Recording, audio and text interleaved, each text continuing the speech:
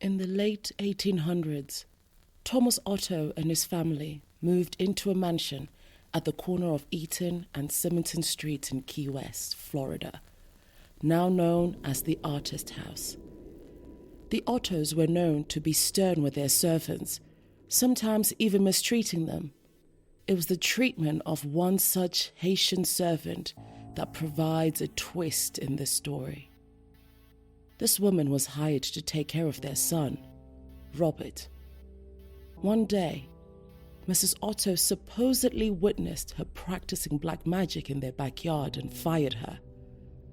Before she left, the woman gave Robert a little lifelike doll, which stood 3 feet tall, had buttons for eyes, human hair, believed to be Robert's, and was filled with straw.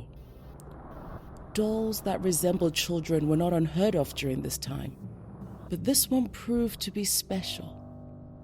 Robert named the doll after himself and often dressed it in his clothes.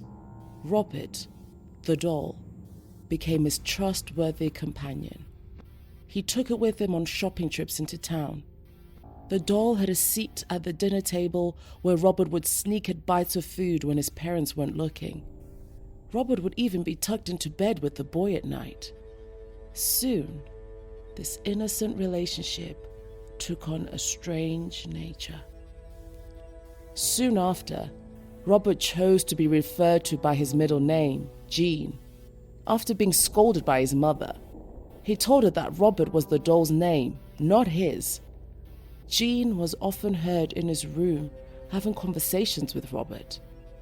Jean would say something in his childish manner, and responses could be heard in a much lower voice. Sometimes, Jean would become very agitated, worrying the servants and his mother. She would, on occasion, burst in to find her son cowering in a corner while Robert sat perched in a chair or on the bed glaring at him. This was only the beginning. Household objects would be found thrown across the room.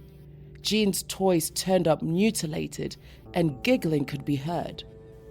Whenever these unusual acts took place, Jean always said, "Robert did it." The boy took the punishment but always insisted that the blame was Robert's. As the mischief grew, more and more servants took their leave as new ones were hired. The Otto's relatives felt it was time to do something. With the recommendation of a great aunt, Jean's parents removed Robert from his care and placed him in a box in the attic. This is where he resided for many years. After the death of his father, Jean was willed his boyhood home. He decided to live in the Victorian mansion with his new wife. Jean had become an artist and felt the house was spacious and would provide a place for him to paint. He went to the attic and dusted off his childhood toy. He became attached to the doll despite his wife's displeasure. Jean would take the doll along with them everywhere they went. He even sat in his favorite little chair while Jean and his wife slept nearby. The turret room became Robert's domain after Mrs. Otto moved him back to the attic. Their marriage slowly became sour until Mrs. Otto supposedly went insane and died of unknown reasons. Jean followed soon behind. Robert supposedly attacked people, sometimes locking them in the attic.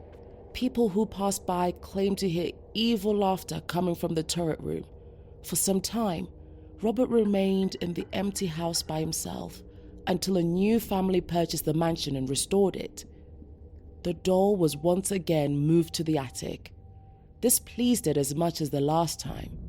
The doll was often found throughout the house. On one certain night, Robert was found at the foot of the owner's bed, giggling with a kitchen knife in hand. This was enough to send them fleeing from the home.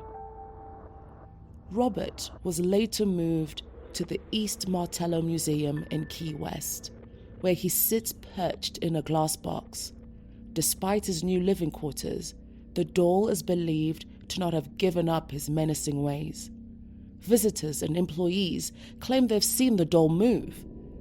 His smile has been known to turn into a scowl. One employee cleaned Robert, turned off all the lights, and left for the night. The next day, he returned to find lights turned on, Robert sitting in a different position than the night before, and a fresh layer of dust on his shoes. Some say he'll even curse you. If you want to take a picture of him, you must ask politely. He'll tilt his head in permission. However, if he doesn't and you take the picture anyways, a curse will befall upon you and anyone who accompanied you to the museum. The same will happen if you make fun of him.